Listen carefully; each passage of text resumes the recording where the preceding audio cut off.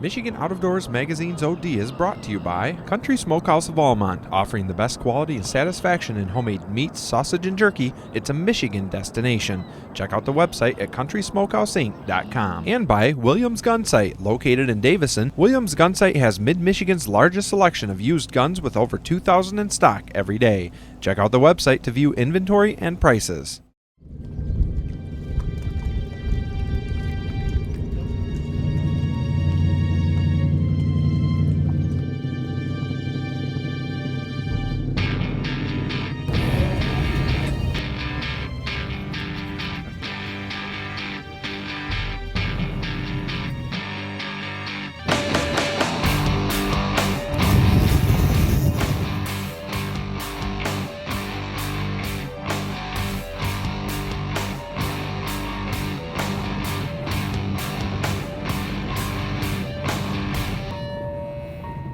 Well, while we're getting set up, this is a good opportunity to kind of set the plate a little bit. Let's talk about the difference between spring salmon fishing and fall salmon fishing. Largely, the similar lures are being used in similar presentations. There are some basic differences. Of course, in the springtime, the water's colder, so the fish are naturally going to be closer to shore. We're likely not going to get in water deeper than 100 foot today. May catch a lot of our fish in 30 to 40 feet of water. So that's a plus, especially if you're a small boat fisherman and don't have the equipment to get way offshore to get to the deep water. So that is a big plus for spring fishing. The fish are going to be closer to the pierheads in shallower water and more accessible to the average fisherman. That fish is just hammering. I love that feel.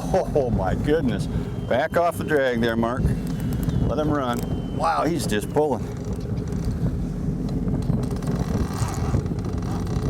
There we go. Whoa. Maybe a little bit too much on the drag that time, huh? What we've got going on here is we've got board stacked on the outside with lead core. The farthest line to the outside is the one that this fish bit. It's 5 colors of lead core. That's 150 feet of lead core. And it's 27-pound test lead core. So this one was running down about 20 feet.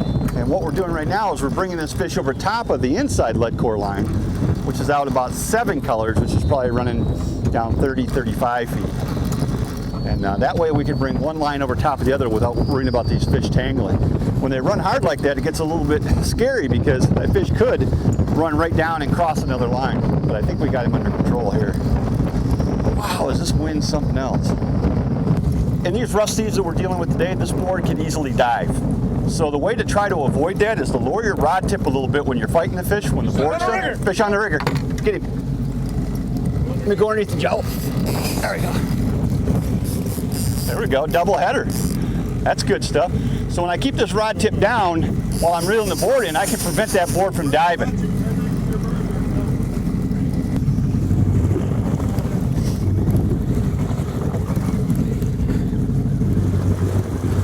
Looks like this fish that hit in the rigger, the second one's going to come to net first. I still got a long ways to go, probably 2 or 3 more colors of lead core and then a 50-foot leader to reel yet. That's a good looking king mare though.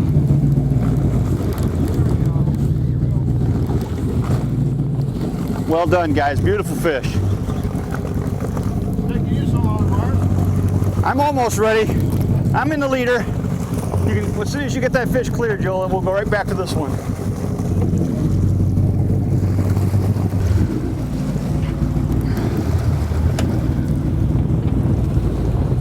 There we go. 2 in the bucket. Double header. Nicely done. Look at those. Those are beautiful fish. Now that is a quality king. See, that's why mine took longer, Chip, because it's bigger. It's a lot bigger. Hey, I gotta hold that fish up. That's a gorgeous fish. For a spring king, it doesn't get much better than that. And that's what I'm talking about. These spring kings are much nicer quality than you would imagine. This is a beautiful fish. It's probably a 4-year-old fish. And when it goes to spawn, it's going to be a whole lot bigger than it is now. And right now, it's still a quality fish.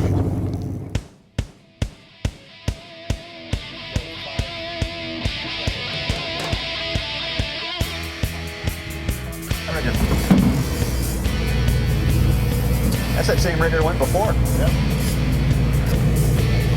Yep. A little feisty this morning. Oh, okay, you ready?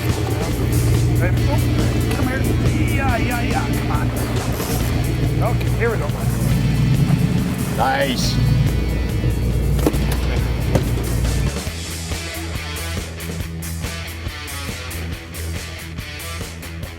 Captains are allowed to touch the bar.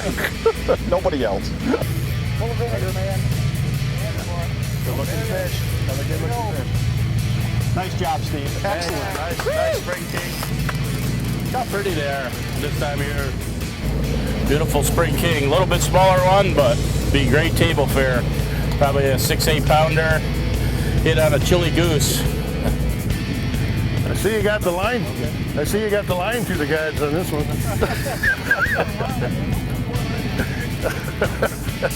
Oh no. Big guys, big fish, long lines, big rod. Oh, that was your blackfin tuna All one. right. Way to go, Captain. That's when you put the blackfin tuna on it.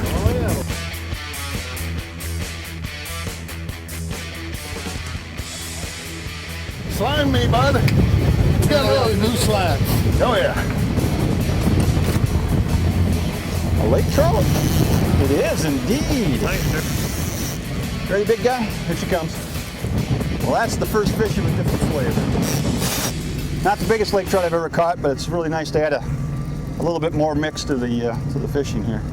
Most of the fish have been kings today. And we get ourselves a bonus lake trout.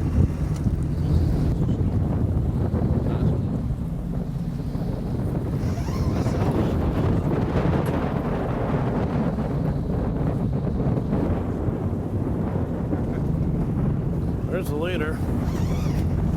I think that's my cue. If you can see the leader, that's my cue to get up here and get serious. The leader's going the other way still, though, Mark. Oh,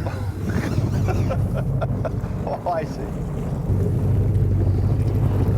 Ready, Mark? I'm ready.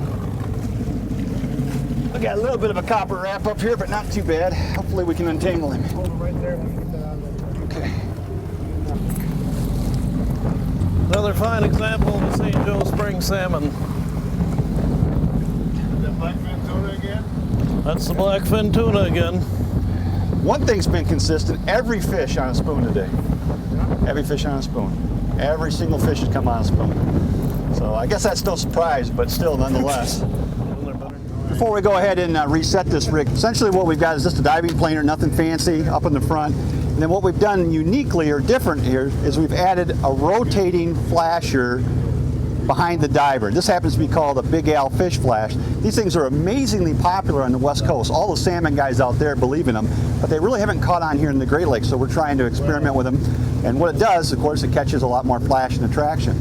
Because these things flash a lot, they put out more flash than what another type of rotator would. Therefore, when you attach your lure on them, you have to have a longer leader. Look at all this leader I got here. Tons and tons of leader, all the way back to the spoon. Actually using 6 foot of leader between the spoon and the rotator itself, or in this case, the Big Al flasher. Why so much? Because there's so much flash that the fish come up and they'll actually get spooked off from the flasher itself. So you have to have a fair amount of space. 4 feet, 5 foot, 6 foot's even better between the Big Al and the lure that you're using. The other thing to keep in mind is that these things don't rotate in the water, they spin in the water, so they're not actually imparting action. So on the terminal end, you need to use a lure that has action. In this case, we're using a spoon that has its natural action. You could also fish these with things like plugs very well. But you don't want to fish them with things that need to have action imparted, like a fly. A fly would just drag back here and have no action. So this is a nice combination. 6 foot leader, spoon, the Big Al flash attached directly to the diver. Worked really good and got us another king. I've been fighting like a lake trout. There you go. Oh, look at that. Now that's a trout. Oh, that is as nice a trout you're going to catch in Lake Michigan right there. Nice. I say Joe trout.